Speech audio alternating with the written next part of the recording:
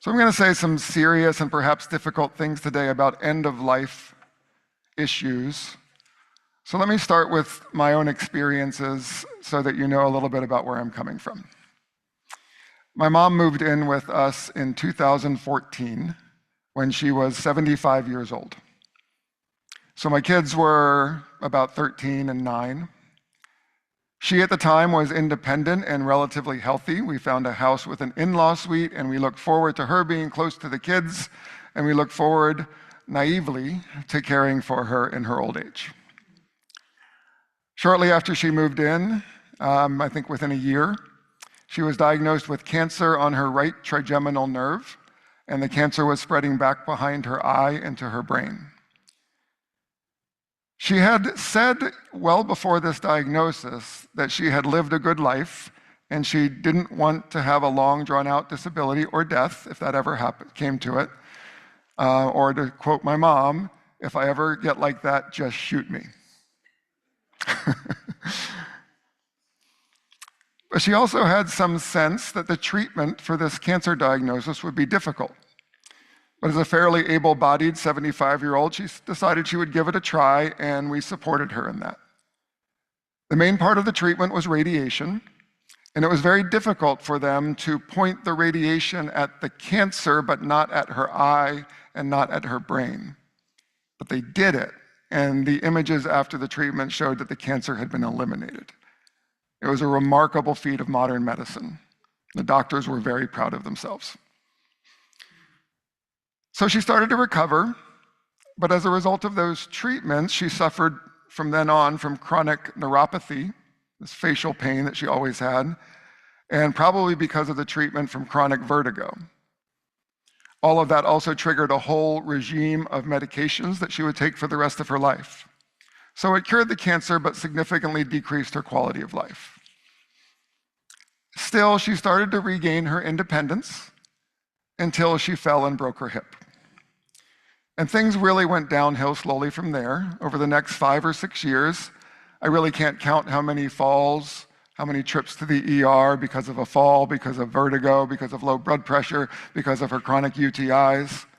But the ER became a regular part of our life. I don't remember exactly which fall and break caused us to decide that we could no longer care for her in our home. But I very much remember sitting in the rehab visitation area after that break with her in a wheelchair and a cast and told her that she couldn't come back to our house, that she needed to move into assisted living. And she was angry, but we were clear that we just couldn't take care of her anymore. We couldn't do it, and it wasn't in her interest either. Her time in assisted living had some real benefits. She participated in the activities. She made friends in the facility. She had more of a social life there than she had at our home, where she was somewhat isolated. Her friends and family from outside the facility could come and visit her regularly. She liked the staff for the most part. Things were going okay.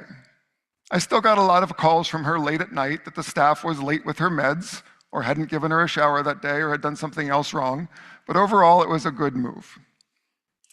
And then she fell again, and this time broke her femur.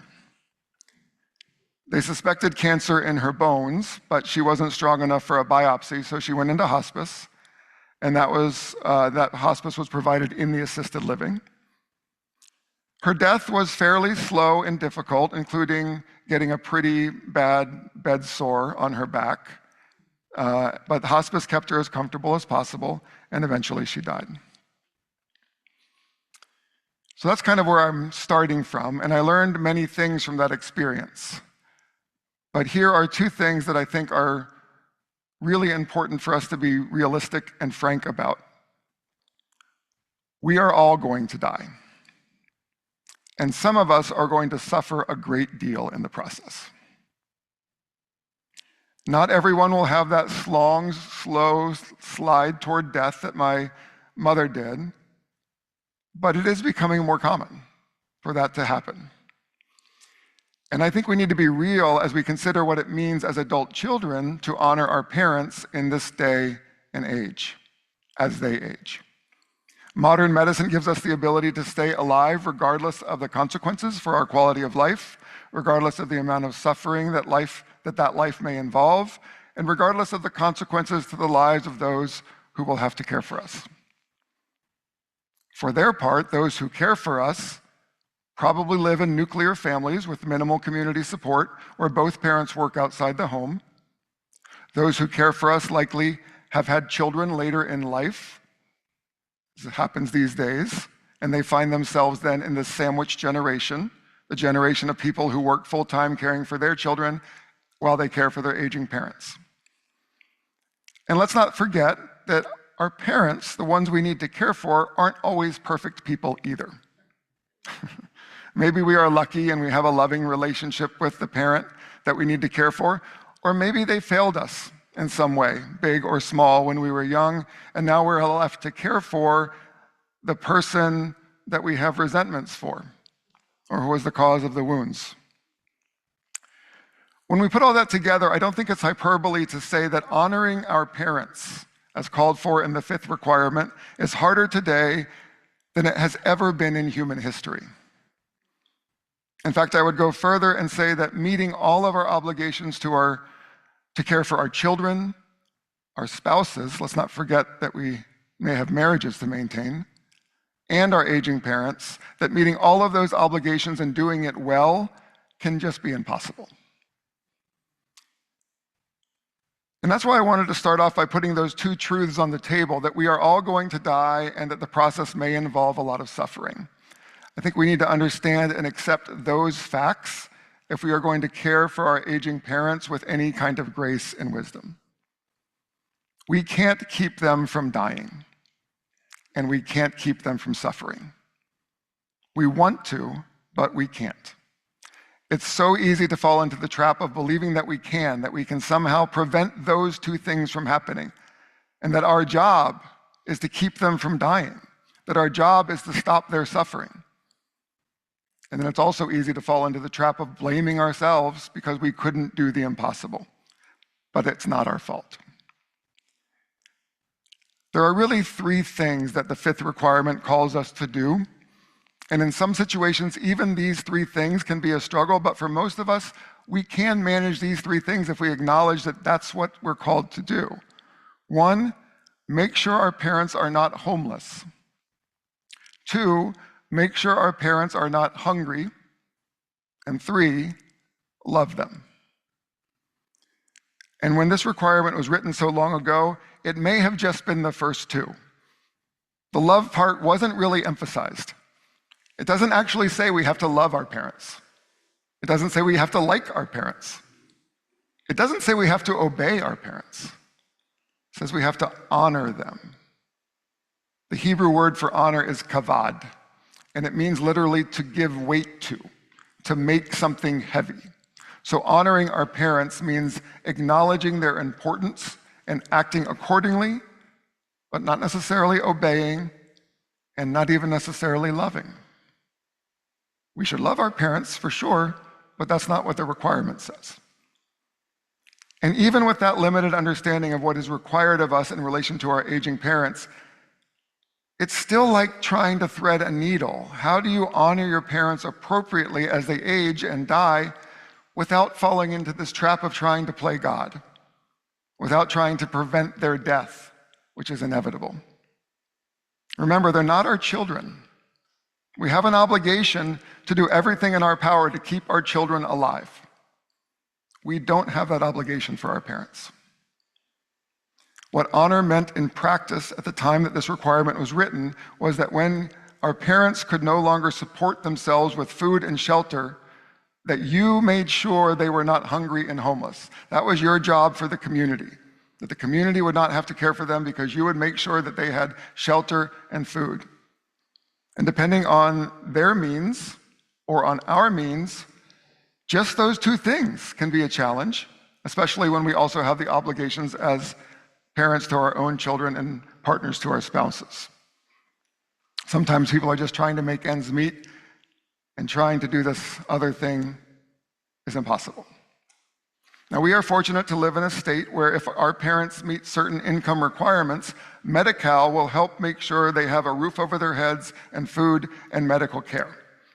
It probably won't be the best situation because the good places don't accept Medi-Cal, but we live in a state where our parents' minimal needs will be met in most circumstances.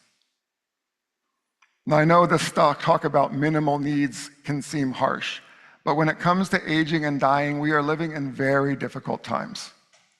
It can be very difficult to have a graceful exit. So let me turn to that subject now, the graceful exit. Most of what I've said was for people who are or who might have to care for an aging parent, and I've been trying to articulate what is required by the fifth requirement to honor our parents. But in general, for all of us, how do we die well? Or at least try to.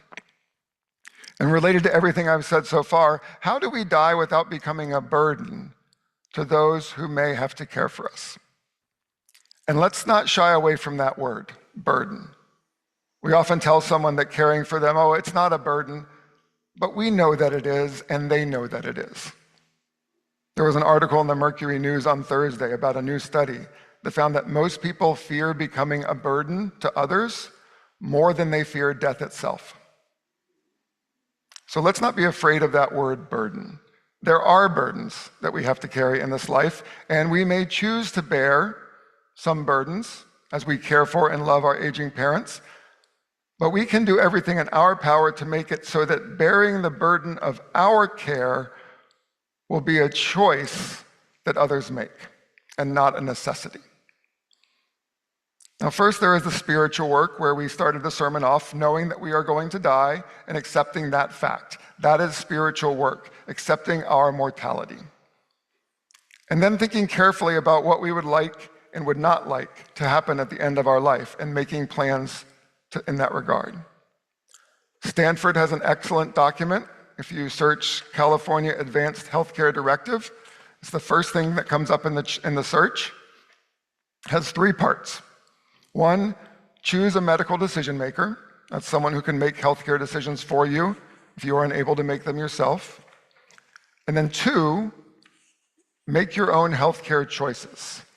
The core question of that section is, what's more important to you? To live as long as possible as you age, or to have a good quality of life and be comfortable? And that's not an either or question, but you are asked to say which way you lean. And the form has a lot of different ways and questions to kind of get at that preference. And then the 3rd section is just to sign the document and make it official. If you'd like more help with the logistics of end-of-life planning, we have an end-of-life planning team at the church.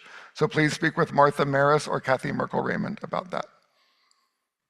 But let's stick for a bit more with the spiritual stuff.